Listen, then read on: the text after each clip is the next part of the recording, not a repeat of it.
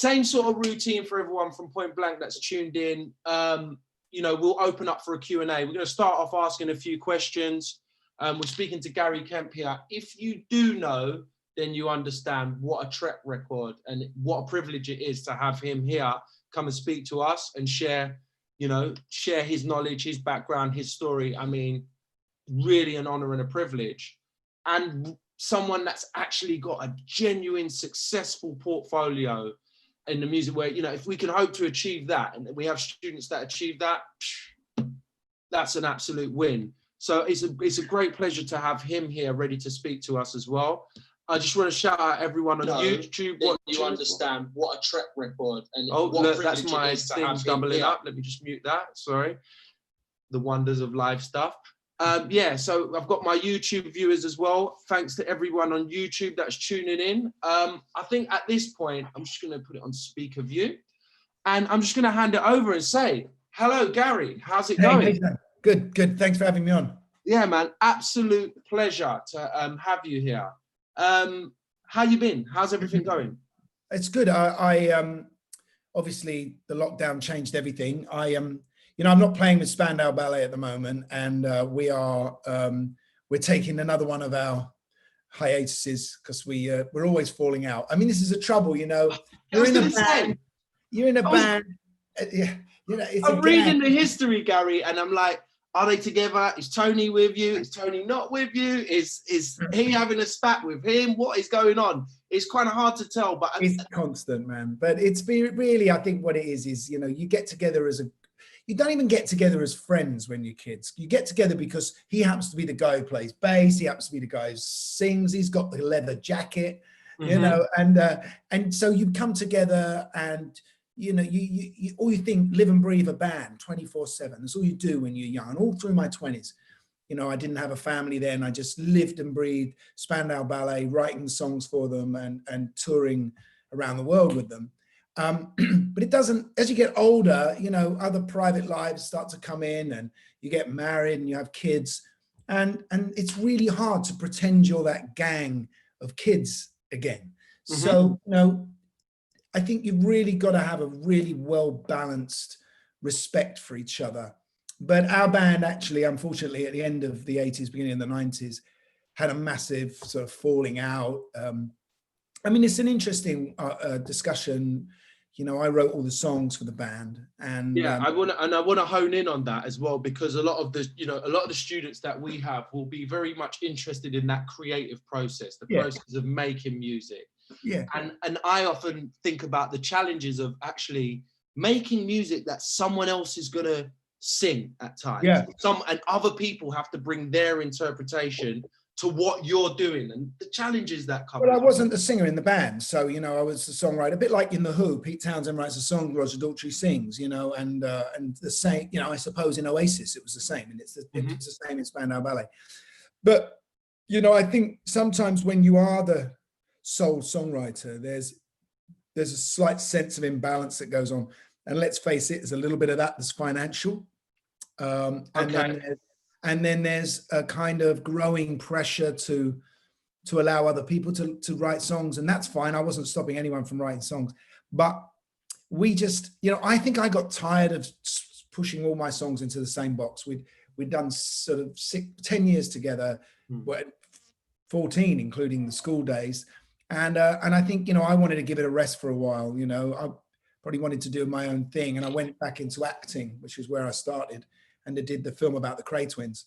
But so we've always I love the way you say that so flippantly, the film about the Cray twins. I mean, massive, and it was a big success, big British movie about, you know, British icons, the Cray twins as well. But you know, I just wanted, because we're flying so far through, and like, all of these things I could just hone in on individually. But just to put it into context, like Spandau Ballet, arguably one of the most successful bands at that moment, during that period of the 80s. You were in your pomp, literally killing it. You couldn't escape it. The music was, you know, everywhere. I heard it growing up through my childhood. Yeah. You're an Islington boy, right? That's right. Yeah, yeah. We all come out of Islington. So I'm gonna hazard a guess. You're probably an Arsenal fan then. Arsenal, yeah. Well, I'll have to forgive you for your sins because you make great music. So Not all the fans were Arsenal. Some of them were Spurs, but okay, good. Thank you. All right, that redeemed it. Right. Yeah. So you're born and bred in Islington. You go school round there. Yeah. So you're just schoolmates, right? You're just schoolmates knocking about with a dream of making it big in the music industry. I started in as an actor, as a child actor. I went to a regular school, but there was this, and I think this is an interesting point because I think it's about mentors and about how much we all need to find someone who's a bit more experienced than us, who can guide us, and because that's outside of our parents as well. I mean, so I've got my love from my parents, and I know I can trust that. But I go to this drama club called Anna Scher. This woman called Anna Scher was running, and it was just full of working class kids. Phil Daniels was there, and I mean Pauline Quirk and Linda Robson, loads of people that have gone on to be successful. Peter Hugo Daly, and I suddenly started getting work as a kid with my brother, doing TV shows and doing films and stuff like that. And but at the same time. So she's one of my mentors, Anna. What she does is her method is to instill confidence. She gives you praise, no matter what you're like. She will find the little tiny bit of something great in you and hone in on that and pull it out. And I think that's really important. You want someone who's because all of us at home often don't feel good about ourselves. Even now I write a song and a little voice on my shoulder goes, "That's rubbish," and confidence is everything. So she gave me that. And then at the same time, my mum and dad had bought me a guitar for Christmas, a sort of cheap one that I could cut my fingers on. It was like cheese wire. And, but I learned 3 or 4 chords. And the first thing I did is I don't want to sing anyone else's songs. I remember this book had a song in it called "If I Had a Hammer," and it went, "If I had a hammer, I'll hammer in the morning." I went, do you know what? I really like those chords, but I hate that tune. I wrote the tune and a bunch of words to go with it, and I didn't even know that was songwriting. And then how old was you then? 11. So you're 11 years old. You've heard a song, quite like this. This is cool. Don't like the words. Yeah, that's the beginning of you creating now. Well, I think chords are really important in creating. So, and I tell you what it is, it's about ownership. So if I hear a couple of chords, maybe in a classical piece or maybe in a folk song or even a pop song, and you think, well, I like those, I really like those, but I want to own them, but I can't own the whole thing that they've just written. But if I start to move it this way and move it that way, and then it moves a long way from the other person, because you don't want to end up in court. Yeah. You own it. And we didn't own anything in our house apart from the cat. Everything was on hire purchase. We paid, the sofas we had to pay every month. My mum did. The TV was on hire. The cat was the only thing we owned. So I was making things for me to own in my bedroom with this little guitar. Anyway, I ended up playing them at my school prize giving when I was 11. And there was a great man there called Trevor Huddleston. And he was the Bishop of Stepney, but he was also the head of the anti-apartheid movement in this country. Oh, wow. And he came to our house, our little council flat, and he one Thursday evening, and I know it was a Thursday because Top of the Pops was on, which was a really which was absolutely critical. It's critical. I mean, 16 million people a week watch Top of the Pops. My nan knew who number 1 was every week, So that's your window to the world of what is going on here. Yeah, and he brings round a cassette recorder, which had just come out. It had just been invented, if you like. And he wanted to give it to me as a gift. And he said, every time you write a song, I want you to record it and send it to me where I am in Stepney. But at that moment, Rod Stewart was singing Maggie May on the TV on Top of the Pops. And I went, that's what I do. That's what I'm going to do. And it was just an eye opener, and I had a responsibility to this guy to try and, my dad says, you better hurry up and write another song so you can, send it to him because he's giving you this expensive gift. And so I got these mentors that were in my Key know, people early in your life that are encouraging and stimulating that bit of creativity in you. Yeah. And And the other person I didn't know comes along, David Bowie. I've never met him, but he's on Top of the Pops one day, you know, and he's singing a song called Starman, and he looks amazing. He looks like no one who lives in my street. You know, just so alien and different and androgynous. Is this the point where we've got the kind of the makeup thing going on, the big hair? He's Ziggy Stardust. No, he's got short red hair, and he's Ziggy Stardust at this point. And you know, Bowie, I think, was such an amazing performer. He was a one-off. You know, there aren't many of them. You know, in my sort of lifetime, you know, there's sort of Bowie, Freddie Mercury, Prince, you know, Marvin Gaye, you know, all dead apart from Mick Jagger, who's, you know, still doing it. But still touring. yeah. But so all that combination, what David then gave me was that actually what I want is my journey forward to get out of where I was. That music, this thing that I loved, could transport me to a place that's not just away from my council flat, but somewhere imaginary, somewhere that was grander and greater than real life. And that became my real, and I still get goosebumps talking about it or thinking about it now, because it was, you know, I can see myself at that age, you know, 12 or whatever I was, and just and then just realizing that what I wanted to do was to make music and play in a band. And so I guess then in a way, so David Bowie, who is Brixton originally, isn't he? Yeah.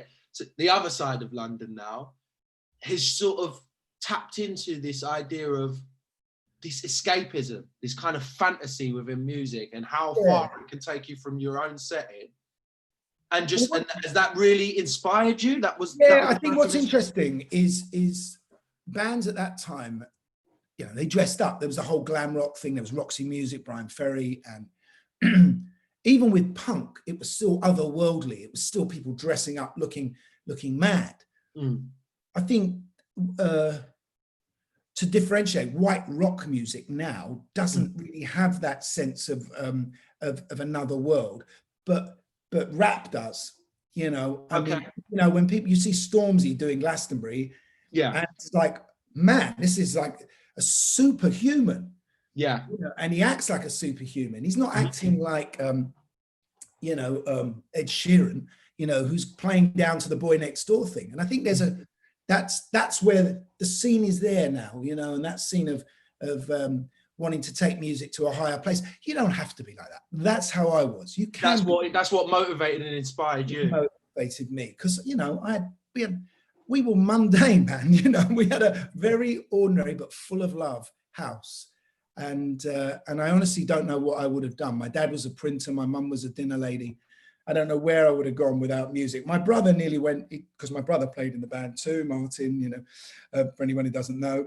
And, you know, my brother was also a really good footballer and nearly got signed for Arsenal. Okay. I say nearly, but he had an issue with his knee, I don't know. It's always an issue with the knee, isn't it? It's always an injury. They can never accept that they weren't good enough. I'm only joking, Gary. I remember my brother being really, he was a showman even as a kid playing football. So he had a pair, you couldn't buy coloured football boots then, you know, you could only buy black football boots. That's it, yeah, of course. He had a pair of black football boots. And my mum worked in this, she did some work doing seams as a seamstress, and she had this fake fur around the house. So he lined his boots with fake fur and painted them sky blue. Well, there you go. The teacher went mental. Well, he was already bringing the theatre to the football pitch. We can see it was in the nature. So there you are, right? So now we're talking like early school age. You've got your cheese cutter of a guitar, you know, that will cut your fingers to ribbons. You're being inspired by, you know, the likes of Bowie and stuff like that. And acting is now at the forefront of your success. You know what? When I get to 16, I drop acting and I go to Anna Scher and I say, you know, I just want to do music and I've got to put my heart and soul into this. But there must have been a moment just before you did music when you've got this sort of humble upbringing, right? Where there must have been one or two acting jobs where you thought, I'm on the path. This is great. Yeah. That feeling of, wow, look at this. Hey, Mum, hey, Dad, look what I'm doing. I was lucky, you know, I got this part in a thing called the Children's Film Foundations. There used to be this thing called Saturday Morning Pictures when I was a kid, because there was no TV on Saturday morning. You'd go to the local cinema with a bunch of other kids and they'd play kids' movies. And I made one of those movies, and it ended up getting a royal premiere because it was the 21st anniversary of the Saturday morning pictures. And it got, and the Duchess of Kent came or something like that. And that was a big moment. But what I did with the money I earned from that film is I bought my first electric guitar. So you're already thinking, yeah, love that, but you're already investing in yourself. And I talk a lot about this with our students as well. I guess at that point you've made some money from it, but you're spending it back into your own creativity. Well, my dad was tough because I had a paper round when I was 11. I don't know whether this is interesting to everyone, but everyone's got their journey, and this is a journey of success. Yeah. My dad said, right, every time you bring the money home on a Saturday, you have to give a third of it to your mum for housekeeping. So all of the time I was at home living with my parents, I always gave a third of everything I owned to my mum and dad, and that was meant to teach me some kind of responsibility with money. Now I just give all of it to my wife, she deals with it. She does the responsible bit. Yeah. But so then you're acting now, you're getting these acting roles, and still the big picture is music. Still want to do music. Yeah, you know what? I played with a load of blokes that were much older than me, and we played we did a bit of jazz funk, we did sort of some Doobie Brothers type stuff. Mm-hmm. I was like the kid, and they were in their late 20s. Early 30s. I was 15. Mm-hmm. And, but I thought it was really hard to get into music because music didn't belong to me, because music was the generation above me. All the big stars were, at least 10 years older than me. And then punk happened. And punk in 1976 was basically a clearing out of all the old Claptons and the old, and it was a kind of, they were still a bit older than us. I was still a bit young for punk, but it was a sort of anyone can do it kind of feeling. A bit like grime or something like that. Yeah, definitely. Grime is very similar to punk. Yeah, and I think what a lot of people around Europe and internationally, that a lot of the younger generation now don't realize, is that this resurgence in fact, this emergence of an urban scene in Britain, of like the black music culture in Britain, we've always been second fiddle to America. So this is a brand new uprising. Yeah. It feels like it's always been there, but it's a brand new uprising, and it's wave and paved the way for a whole new bunch of artists to take. And like punk, it wasn't British kids singing with an American accent.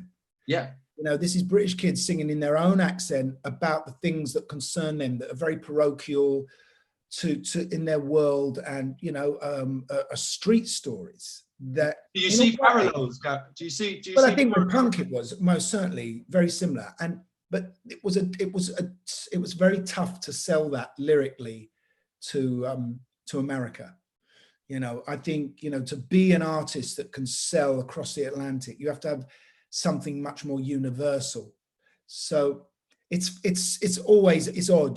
Bruce Springsteen and Americans can sing about every single city in America, but it's very hard for us to sing about a city. It's hard to put Manchester into a song and then to sell it to America, where we always see America as this incredible sort of cinematic landscape that we kind of aspire to.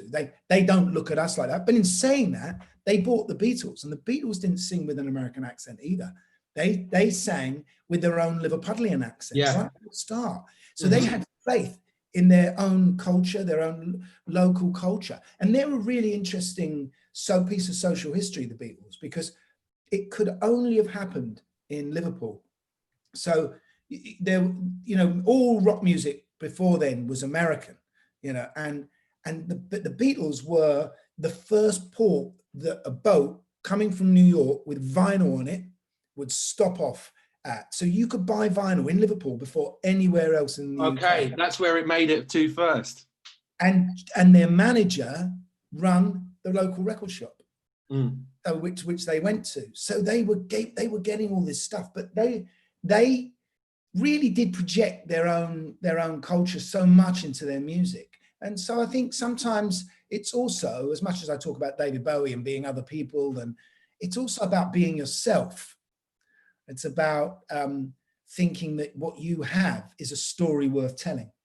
So can I ask you at this point then, Gary, you're as someone that was writing and the beginning of your, the first pieces you're creating, was there ever a conflict that was saying, oh man, I need to do something that will cross the Atlantic. I need to have this kind of American gloss and glamour about what I'm doing? Or did you always have faith in your own voice, your own sound and your own style? Well, it's interesting you say that, because I think at the beginning, when after punk, there was a bit of a hiatus, and then some clubs started around London, one famously called the Blitz Club, and it was about a lot of kids dressing up and doing the absolute, people like Boy George doing the opposite of punk in a way, and wearing makeup and looking quite outrageous, and but listening to German electronic music at the time. So Kraftwerk were really, really popular. Yeah, so okay.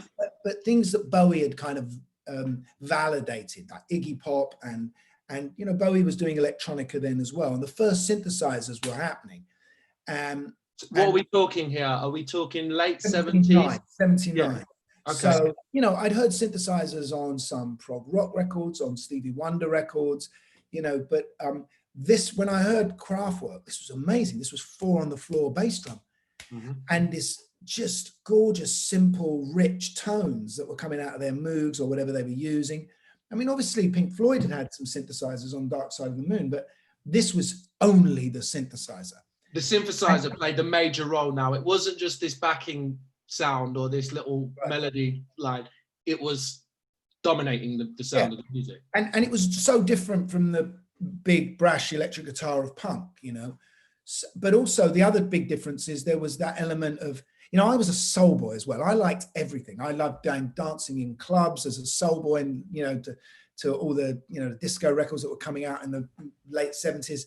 But I liked punk as well. What Kraftwerk were, there was a kind of combination of chic drums and stark kind of European sounding cold synthesizers.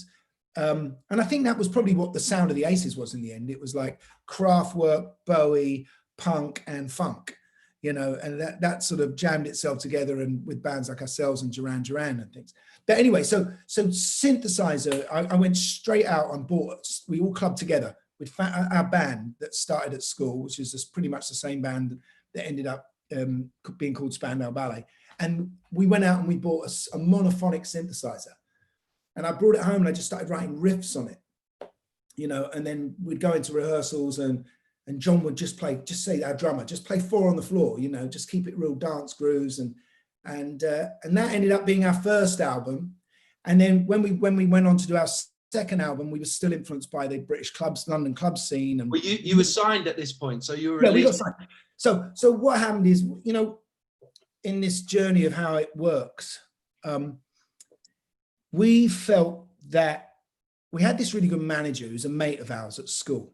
He was older. Do you know what? Can I just interject here at this point? A lot of people ask me about where do you find managers, but it's normally just a mate that believes in what you're doing, isn't it? Everyone's got this idea that it's some guy in a suit that comes out of a massive label, but often that initial manager is someone that's willing to put in their time and believe in what you're doing. And it could be. Well, I think there's a big difference between the generation that came before me tended to be managed by initially agents and promoters and people that were much older than them and were in the business, and they probably mostly all got ripped off, all the bands. Because of punk and because of Malcolm McLaren managing the Pistols, and a lot of young people started managing punk bands, it kind of made managing sexy as well, because it's also a creative thing to do. So there was this guy, and he was just 2 or 3 years above us at school, and we were all in a pub together rehearsing one day, and he went, "I'll manage you, I'll get you some gigs," because he loved us, right? He thought we were the best band ever, and he believed in it, and we were the only band he was going to manage. He wasn't going to manage a roster, he was just going to manage us. And he had this, when we found this club Blitz, and we realized what we have, because this is the key, actually, the difference between what my generation and now. The place, all youth culture had to have place, had to have a geography. So it had to have an area and a club that they centered around, So if you go back to the Ilpie Island where the Rolling Stones started. Everyone just went to that club, and that's where that whole scene started. The UFO Club on Tottenham Court Road is where Pink Floyd started and psychedelic movement began. And then Bowie and T-Rex started at Middle Earth in Covent Garden. And, there's a Hacienda up in Manchester where a lot of those bands started. So we all had to go out and be in this little club. And that was a commitment, to go somewhere. Now, places on the internet. So your place that you find is somewhere on the internet, but that is so big and so very difficult to focus on. But that's just happens to be where it is right now. And it's on Instagram and it's on all of those, TikTok or whatever it might be. So anyway, we started going to this club. There was electronic music. That was the vibe. And our manager said, right, what we want to do is not send off tapes to record companies. And what we shouldn't do is play anywhere that anyone else plays. So, and this is a kid who's like just got this great idea. So he goes, we're going to make it so hard for record companies to see you that they're going to be begging to sign you. And he was right. And what he did, so we played that club, the Blitz. We wouldn't let any record companies in. And then we went and played a rave, like warehouse party. Then we decided to rent the HMS Belfast boat on the Thames. Okay. We didn't tell them we were a band coming. We said we're going to have it for a university party. Yeah, right. If you told them you was a band, you probably wouldn't have got it. Wouldn't have got in. So we played this boat, and there was people turning up. Boy George, mad hair, all girls dressed up mental. I remember one bloke turning up. He plugged himself into the socket, and he had this long dress on, and it was all flashing with light bulbs. And again, we didn't invite any record company. Did you at that point think, I'm onto something here, when you see someone like Boy George walking onto the... Well, he wasn't Boy George then. He didn't even know he could sing. So at that point, he hadn't established his career yet either. So it was just it was just emerging people at that point. Sade was in our scene as well. And you didn't even know, yeah. No, she hadn't been singing. She was just a girl who went to St. Martin's College in fashion. So, but I thought that plan was really good. And this, because the point of that was mystique, generate a lot of noise and mystique, but don't ever make yourself common. So the record companies couldn't hear our tapes. So then one day we invite one of them in, and that's how special it was for him. He was the only one invited in. This is a guy who ran Island Records. And maybe we weren't even any good, but it was that kind of buzz. Exclusivity that you created, the mystery, the hard to get access to. I said, now that's really hard now, because if we had been around now, people would have filmed it on their phones. It would have gone on YouTube, and someone would have written bollocks underneath it, and it would be over. Yeah, it would have been trolled. Yeah. So that plan had its time and had its place. And I guess now everyone has to kind of come up with their own ingenious plan. But your manager at that time had this idea. Let's make as much noise, but as little visibility as we possibly can. Yeah. And then I guess the guy walked in from Ireland now, and he must be screaming and shouting because he feels like the biggest person in the music industry, because he's seen the band. I'm going to talk to everyone about it. So in the end, we had a choice of people to sign to. Okay. I mean, now I want to just quickly go back to your last question. Did I ever feel like I was writing for America?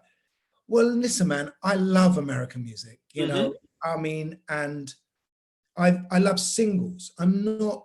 For me at that time, singles were the greatest piece of art form ever. And then I got into albums, and albums in those days were very much an art form. They were a 2-act piece. You thought about, when you put your record together, you thought about, what's my last track on side 1?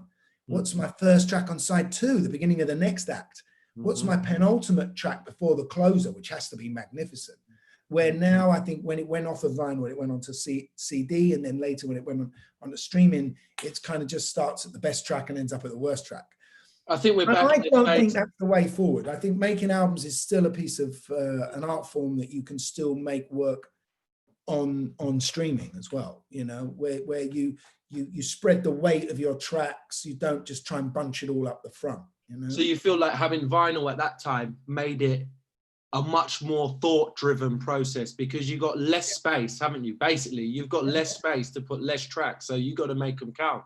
Yeah, you know, vinyl was invented for classical music, and because it's 20 minutes each side on an LP, on a 33, normal album, and that 20 minutes was roughly the length of a movement in a symphony. Okay. So this is way before rock music. And then rock musicians came and sat in on that and just went, okay, we've got 20 minutes. That's about 4, 5, 6 songs. We're going to put a album together. That's about 12 songs. So the first 2 albums, our first 2 albums, were very much influenced by London club culture, by, you know, trying to do things that were different, finding ourselves, you know, difficult second album. But I then started listening a lot to Al Green and Marvin Gaye and blue-eyed soul people like Robert Palmer, Daryl Hall, John Oates. And I just, you know what? I want to get away from the London club scene. I want our band, I mean, we'd already been on Top of the Pops 6 times, but I want our band to start being universal, global. What were the big hits for you at that point? Because there was, so to cut a long story short, was the first one with a lot of electronica on it. One called The Freeze, one called Muscle Bound. Then there was Chant Number 1, that was a kind of funk track that we did with these this black band from London called Beggar and Co. And who were doing, and in those days, black bands and white bands hardly ever mixed, you know. There wasn't that, but we did a Top of the Pops together, and I'd just written this song, I Don't Need This Pressure, on Chant Number 1, and I said, would you guys like to play horns on the record? And then we ended up doing a record with them as well. So there was a bit of that, and that did well, but I don't know, you know, there was a sense for me, I didn't want to write a song from the groove up, which I'd written all the way through that. It was always about the dance, the riff, the groove. Now I want to write one that I can just play on an acoustic guitar or on a piano.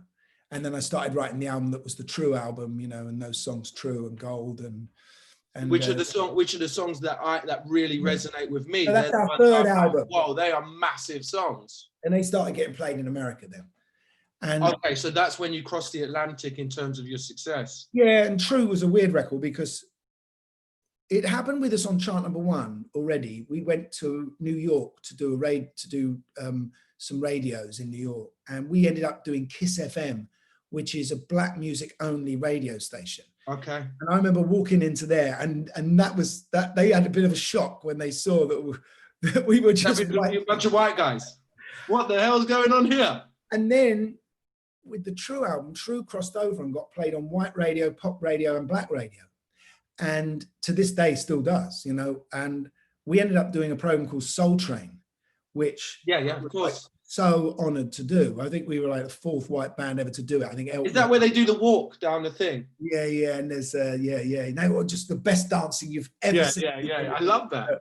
And we did a couple of tracks on there, and I think that was, I didn't sit and think I've got to write a song for America. To be honest, I was having an unrequited love affair with someone, and she inspired me. And she was a muse. She was my muse, and I wrote this song that was kind of based on an Al Green sort of feel to it, a kind of chord sequence that he would have, about ownership. I wanted to own that kind of music. So I went and started writing a song like that.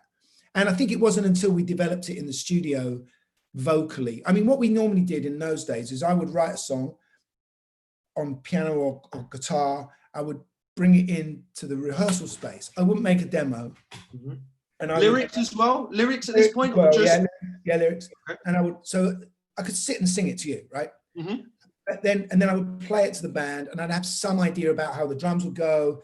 Maybe the bass had an important riff. If it did, I'd show my brother that. If not, he would feel his way around the chords. And Steve, who was playing percussion and sax, and we'd all kind of just muck in. I already had the arrangement worked out, as it were, the structure, because I think the structure, there's no song without structure. Yeah. Structure is the most important thing in a song. I worked with Trevor Horn a few times, and Trevor Horn, who's one of the greatest producers of the 80s and still is so sick. They had a #1 at Christmas with the Rod Stewart album. And he said every song has to have 5 tricks. And that's stuck in my head since 1983 when he told me that. Mm-hmm. And he's right. It's got to have 5 things that happen in the song that haven't happened before. So, you know, it could be an intro that was very special. It could be a verse, a bridge, a middle 8, a chorus. Something at the end has got to happen. You can't start repeating it all again. And if you get that magic sort of number, then you're onto something that's going to really catch people's imagination all the way through. So I forgot where I was. No, you were just talking about, you know, the process of writing. Yeah, of writing those. And then we'd come together as a band, and we'd be able to play the song. And so we never go into a studio not knowing what we were going to do. So we'd then take, the five of us would then, with a producer, go in, that already heard the songs, go in and we'd start recording drums up. So they put, you know, we knew what the drummer knew what he was doing. He'd play to a click in his ear and he would put down the drums. You'd edit the tape if there was a few stops and starts and you wanted to tighten things up. But the drummer had a feel, right? So he had it wasn't a click, it was to a click, but it's got to move a little bit. So then when my brother comes along with his bass guitar, he has to move in the same way. And then eventually everyone moves a little bit. And that's something that I find that I try and do in my work now when I'm working on computers, is try and put some slight movement in here and there. I don't mean musicians not playing it together. I just mean, it depends what kind of music you're doing. If you're doing really straight dance music, then fine, but no, you want that slight feel of organicness. That's right, yeah. So and then we just put down guitars and eventually vocals and backing vocals, and then it was the process of mixing. In those days, we were working originally on analog. So forget about all these DAWs that everyone works with. When we talk about Logic, Pro Tools, Ableton, boom, forget that. Well, that didn't exist. So it was 24 tracks of tape. And you think that was actually a lot. When you think the Beatles were recording at the beginning on 4 tracks, you know, and, you know, they did Sgt. Pepper's on 8 track, you know, where they're just bouncing down all the time, you know. But we were on 24, and eventually later on in the 80s, we move onto 48 track, you know, and then eventually digital tape. I think one of the big things that happened in music in the 80s that made a certain sound in the 80s was digital reverb, when that came in with the lexicon. And so people didn't just use the plate reverb, which was a real just piece of metal plate that you'd send the music down into, and then with a microphone in there, and it'd come back and you'd have a reverb or a spring. But we actually had digital, and the digital reverb was very, very musical. And so producer like Trevor Horn, who did ABC and he did us, and a lot of, and Frankie Goes to Hollywood, and amazing records. He created the sound of the 80s, really. He's like the Phil Spector of the 80s. You know, he would fill that space with beautifully thought out reverbs, you know, and suddenly, oh wow, that guitar I'm hearing is coming from over there, and that percussion's right up close, and you know, that sense of 3-dimension. And I think that's so important in music. So was you sitting in on that process? Were you very hands-on, or was you from a distance and just throwing opinions? Like, what was it hearing your music being sort of EQ'd, mixed down? I love the desk, you know, I love the big desk, and I like getting, you know, we were pretty opinionated, and you know, I bought a lot of soul records that had 12-inch mixes, and reggae records as well with dub mixes. And so when we did our first single, we just said, why don't we make a long dance version of this? We weren't the kind of music to make dance music, like you know, like disco 12 inches. But we made a long 12-inch of it because I just loved on the desk when you can mute sounds and other things would happen. And it'd be, wow, this is a different arrangement entirely. Let's try and make up a whole thing. So the desk became an instrument to work with, which I loved. Can I sort of just take you to a moment like where you made a song, like, you know, okay, here's another thing that kind of kicks with me is like, I can always remember PM Dawn, Set Adrift. Yeah. And like, you know, that's a real cool song in the world of hip hop to me. I love that track. And probably that also, I wouldn't be surprised if that made it to #1 in the UK or very close to as well. That was #1 in America, yeah. And that was sampling True. Yeah, that was sampling True. Yeah. What's it like? And that was probably a good 10 years after True was a hit. 7 years. 7 years. 7 years after. What's it like when someone comes back to you and goes, "We've used this sample, you know, did you listen to it first? Did you know what, go with it?" That was like, there were only, I think at that point, there'd only been 2 or 3 or 4 samples ever. The African Bombassa had done Kraftwerk in one of his songs. Queen had been used in a Vanilla Ice song. and yeah, there was no precedent. No one knew how much it was worth, what to negotiate. But I was really thrilled because it goes back to what I said earlier about ownership. You know, when I wrote over that song, If I Had a Hammer, and I wrote my own words, you know, I was trying to, or when I did True, and I was trying to own a bit of an Al Green type song and make my own. And I think sampling is sometimes about trying to own, but make your own, a piece of the past culture that's influenced you. You know, something that is, you just think, well, you know, as musicians, we're all really eclectic. We love music. It all goes in here and filters through. We make our own thing. But that began a kind of era where people would openly admit to the influence, but say, I'm just going to send it that way, you know, but you're still going to be in there. And it's like a movie. It's like a collage. It's you know, it's like when Picasso and Braque made their collages, and they got bits of the newspaper of the time, and they got an old picture of a pipe, and they stuck it all together, and it was original. And that's sort of what sampling is. And I'm really proud because I've got these two amazing, cool black dudes singing my record, you know? Yeah, that's what I was going to say. I mean, I can imagine some people, there could be such a different take on it. Some people could be offended and be like, look, I've worked really hard to craft this, leave it alone. I listen to them all. I never sold my publishing. I kept my publishing. I still... So you actually financially benefit from that as well, I take it. Yeah. Oh yeah. And you have to make sure you do.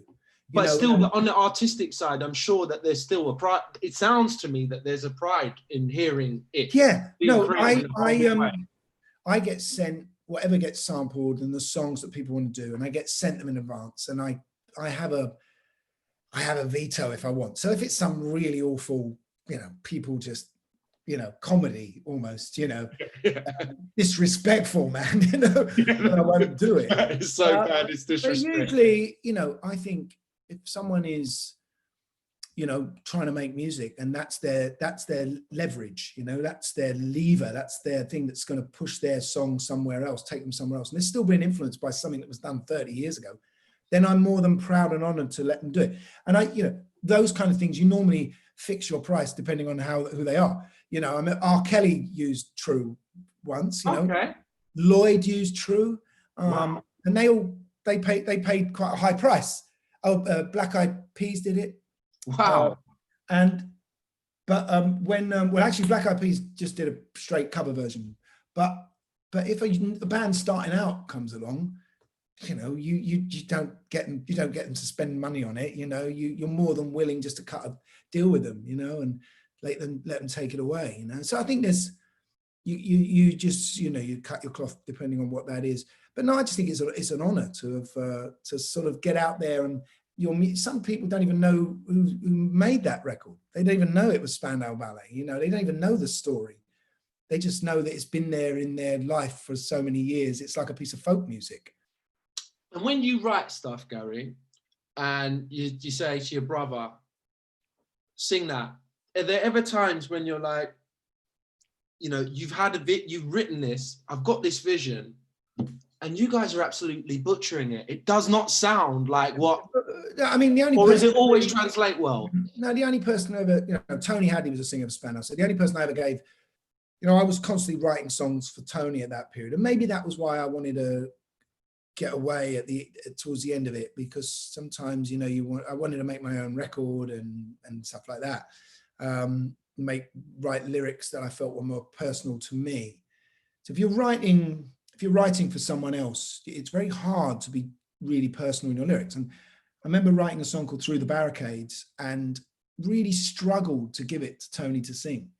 Mm-hmm. I had ended up performing it first, funnily enough, at Trevor Huddleston, who had, you know, this bishop who gave me the cassette. I never saw him from 1971 when he gave me that cassette player. I never saw him anymore until 1986 when he had organized this Artists Against Apartheid concert at Clapham Common with 100,000 people watching. Wow. And he got in touch with me and he said, would you come and sing a song for me? So I went and sang this new song, and he was an extraordinary man, because I remember when he first gave me his cassette recorder, he said he'd given a trumpet to a young trumpet player in Africa and he likes inspiring people. when I went along to that Clapham Common gig, he said, I've got a trumpet player here that I gave a trumpet to all those years ago. And it was a guy called Hugh Masekela. Oh, only Hugh Masekela then. Okay, well, there we go. He's got a good track record of had. Can you get that guy to give me an instrument, please? He's dead now, I'm afraid. Oh, damn. Damn. I would have done anything for an instrument from him. But you know, people so I ended up doing Through the Barricades at the concert and a couple of other times, and I couldn't give it away. Yeah. But I had to, because that's how we were, that's where we were, the band, you know. And did you have to let go of your connection? Did you let go of your connection to the song at that point and just sort of just go, you take it however you want to take it? I couldn't be in the room when he was singing it. So wow. I think there was, not in an angry way, I just thought, you know what, I'm never going to produce this fairly. I'm going to be like trying to get him to sing it this way, trying to get him to sing that way. I think that was, so I think there is an element of that, you know, and I know that Pete and Roger from The Who now, you know, Pete does all the demos himself, sings all the songs himself, and then Roger sings separately in another studio and another day, you know, because I think sometimes, you know, the singer needs to have his input. You need to be able to take that song and, you know, interpret it in his way or her way. So when you say you made a move on from Spandau Ballet, was that with the motivation for that, was that sort of you wanting to do your own thing, you not wanting to pass on everything all the time, and you to want to be a bit more introspective and more personal with your stuff? It was, and but I got tripped up musically, really, because I ended up going back into acting, and I did the Craze film, you know, and then I went to America and I did The Bodyguard with Whitney Houston. Yeah, I noticed that. And you did another film that was produced by Tarantino as well, which must have been early in his career. Killing Zoe, yeah. So I ended up getting sort of waylaid, really, and I fell out of love with, I don't know, I didn't fall out of love with music. I just found music. In retrospect, I regret it. I'd sort of put my guitar in a box for about 4 years, and I just thought I wanted to pursue a different thing. But personally, I don't think you can substitute music with acting. As much as I like acting, it's always going to be other people's words, and I'm always going to be directed by a director. And you're like an instrument. You're a violin. You're a guitar, you know, but with music, you know, that's something that, you know, you can create from a blank page, you know, from a screen, from scratch, and it's yours, you know, it's your voice. And if you mess it up, you mess it up. You know, it's something much more personal to you. So anyway, I ended up, my marriage fell apart, and when I was in LA, and I ended up writing what became my first solo album and getting back into music. But I've always, you know, then I started with a family. So I always, you know, my life then gets split between doing some acting, doing some music, looking after my family. But then Spandau get back together every now and again, and we do a big world tour, and we all have a big fight, and then we all get, you know, that's it. But in the meantime, you know, I kept, as I said, I kept my publishing, and the guy who was that kid who was 2 or 3 years older than us back at school, who said, I can manage your band, he still looks after my publishing today. I love it. I love the fact that actually you guys are a bunch of schoolmates, and I think no matter what kind of arguments you have between you, you'll probably always check in on each other. Yeah. So, but you know, I was lucky enough about 2 years ago to end up being asked to play with Nick Mason, who, you know, is, for anyone who doesn't know, he was the drummer with Pink Floyd. He's a massive star with Pink Floyd, and co-wrote quite a lot of the material. So there's David Gilmour on one side, there's Roger Waters on the other side. They all go out and do their big Pink Floyd shows with 10 people. Nick does all the stuff before Dark Side of the Moon, all the psychedelic stuff that a man called Syd Barrett wrote and sang, and I play with a great bass player called Guy Pratt, who's played on Madonna records and Michael Jackson records, and he's in the band too. And so there's Nick Mason on drums, Guy on bass. The rhythm section is extraordinary. And your guitar and vocals, right? My guitar and vocals, and there's another guitarist and a keyboard player. And so we've been together about 2 years touring around America and Europe. And then this year we were meant to be touring the whole of the year. And of course, this has happened, you know, and everyone's locked down. But this is what I mean. No one's too big or too small to be affected by this sort of pandemic that we've gone and faced. So it's had an impact on your touring schedule. Yeah, so and we actually do have an album, a live album and live film coming out in September on Sony. But so I spent the time writing and recording my own solo record, which I don't know when that's going to come out, but I'm financing it myself actually, just making this record, and hopefully year after next, if Nick and I go back on the road next year, then it'll be the year after that it can come out. But I kept me sane. So let me just, because we'll hone in on that as well, and what it's like creating in a pandemic, which I'm sure resonates with a lot of the people at Point Blank right now who are like, stuck here, what do I do? But I'm just sort of thinking about you having taken a hiatus away from music. You get involved with some amazing films, which you flippantly say, The Bodyguard with Kevin Costner and Whitney Houston, The Craze, epic film, and involved with Tarantino's production, and absolutely crazy. But then what did it feel like to get Nick Mason contacts you, the drummer from Pink Floyd, and he said, come on, get involved with this, Saucer Full of Secrets, come on. What I love most of all, I realized, even in acting, I like theatre the most. So and in music, I really love being on the stage. I love making music as well, and I'm in the studio right now and I love that. That's a beautiful thing. But nothing can really beat the thrill of being on stage for me, because I just love that, the sense of anticipation, the terrifying feeling you get going on stage. Never changes, I take it. What I worry about most of all is the technical stuff, and I involve myself and I worry about all the technical stuff, the lights, the sound, everything,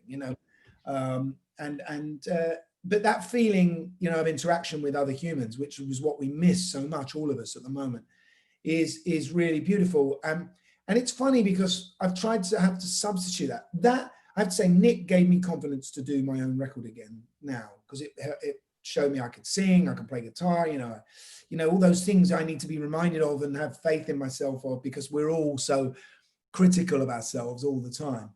And he gave me more confidence to go and write another record. But I suppose in lockdown, for a start, the band, Saucer Full of Secrets, and Nick, we Zoom every single week, all 5 of us up on the screen, keeping in touch, keeping it going. I've built relationships in the last few months with people that I never met, other musicians that I've never met. Yeah. I've been doing this record remotely to a large extent. So I use Logic. I start a lot of I write my ideas on a piano or guitar, mostly piano at the moment, then take them up and I try and put that song into Logic. What I don't do, and I've never been good at doing, is going and starting a song in Logic, not knowing where I'm going. So getting a groove going, and then going to the keyboard, and then try and find what the song is. I'm really old school, and I need to have really worked out what the song is on the piano first. All of it, verse, bridge, middle eight, chorus, outro. Then I can take it upstairs. And sometimes it dies when I get onto Logic, because it's got all the fluidity when I'm on the piano. And then when I try and get it up and put beats on it and put some drums on it, and it suddenly starts to grid. Yeah, the grid. So I work with a really great programmer as well. And I've been working with him remotely, and we've been sending things backwards and forwards to each other. And now I'm in the same room as him. And he's very, very good at the tweaking of getting, retardando as it slows down here.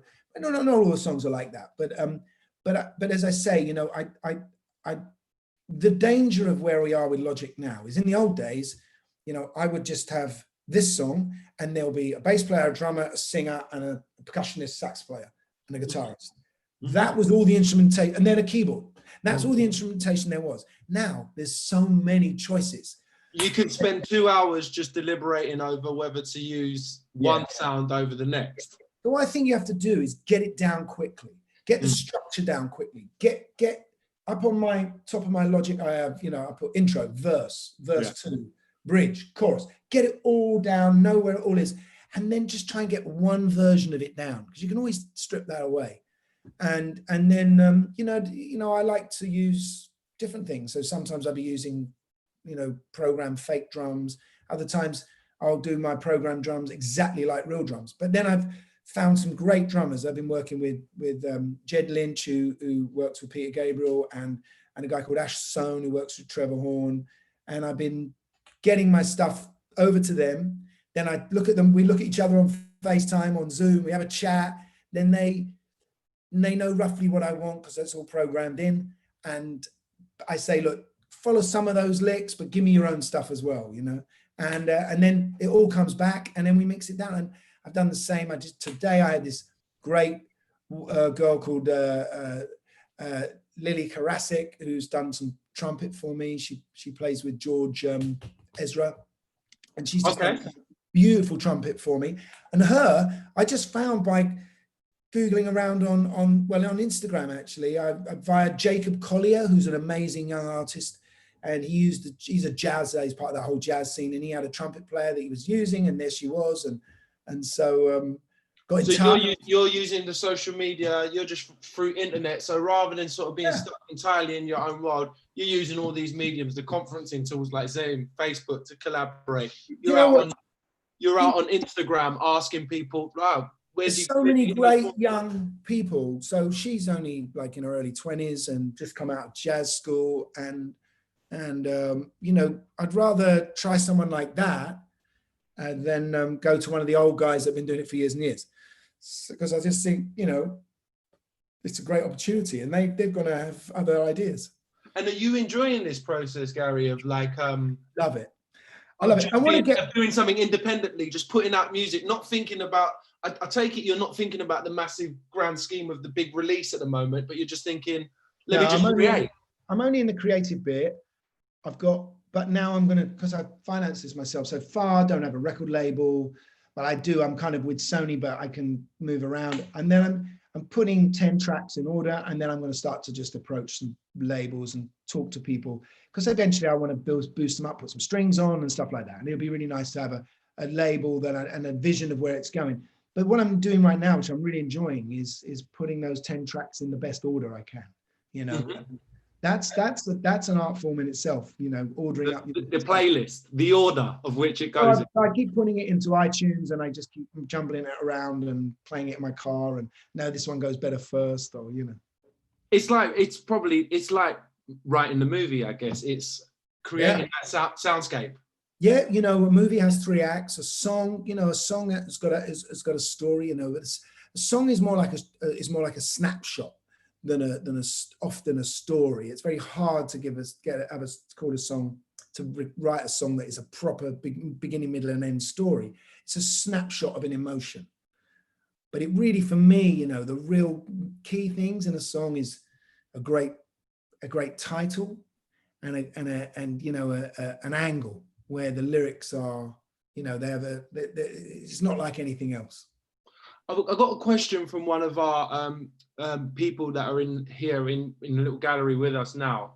Travis, I can ask the question for you, but I just love the humanity of actually hearing someone's voice.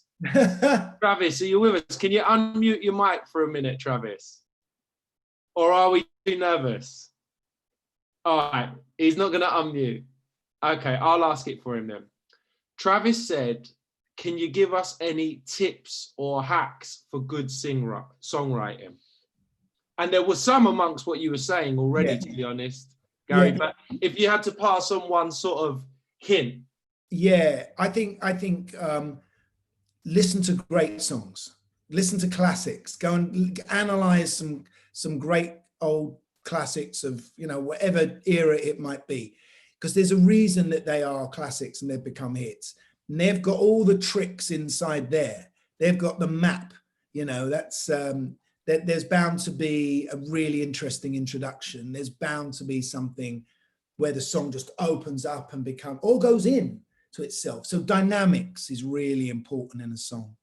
You know, I think in any piece of music, whether it's instrumental or anything, it's the dynamic change in a song, the gear changes, and where you're going to end up, and have a vision about where you're going to end up, and take as much time thinking about the ending of the song as you do about the chorus of the song. I've got another comment here from someone who says this was one of the YouTube viewers who said they loved the new BBC mockumentary. What was it like, you know, having something like that done? Oh, we loved it. I thought it was really funny to do. We absolutely loved it. We've been working on it for about a year and a half, and with this guy called Rhys Thomas, who was in the Fast Show, and he's a brilliant comic. And the spoof is he's making a documentary about me and my brother, but of course it's completely insane, you know. And it's a bit like us, but it's more extreme and more pumped up, and weird things happen to us. You know, I've got my vegetarian meat company called Wange, and it's getting busted. But it's a really funny show, and I think hopefully we'll do some more. I was gonna, okay, so I was gonna I've ask. spent all my life trying to get people to take me seriously, and And just then, yeah, if they okay. do, I take the piss out of it. Yeah, I know. Yeah, typical. So I was just going to ask if anyone else within the panel has any other questions that they'd like to ask. Please feel free to ask. If not, I will take.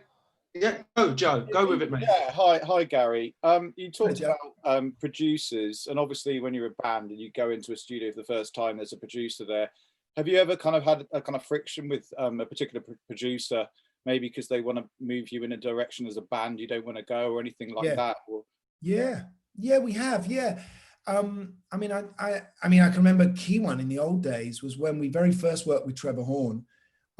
He was going to produce the True album, and we at that time it was called the Pleasure Project, because I had a song called Pleasure, and he was working on that, and that was going to be the first single. And we were in Air Studios, and he spent a long time getting the drum sound, and then we were doing the drums all day that day. And he called our manager that night and said, I'll only carry on with this if we get rid of our drummer, and you know, he'll bring a session player in. Yeah. And we said, you know what, our drummer's such an important part of our band, and there's nothing wrong with him for a start.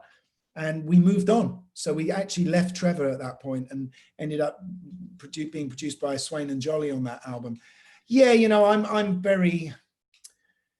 quite opinionated about it, but I think you make your biggest choice when you choose the producer. So it's a bit like if you're directing a film and you choose an actor, that's the most a director can ever do. And then he can't complain after that the actor's not doing it the way he wanted them to do it. So I think you've got to be very clear about who you're producing. Yeah, because I mean, Trevor Horn, he's one of those guys that had this huge studio full of Fairlights and all types of things. So I imagine he already kind of had an idea where he wanted to take you, and maybe it wasn't your.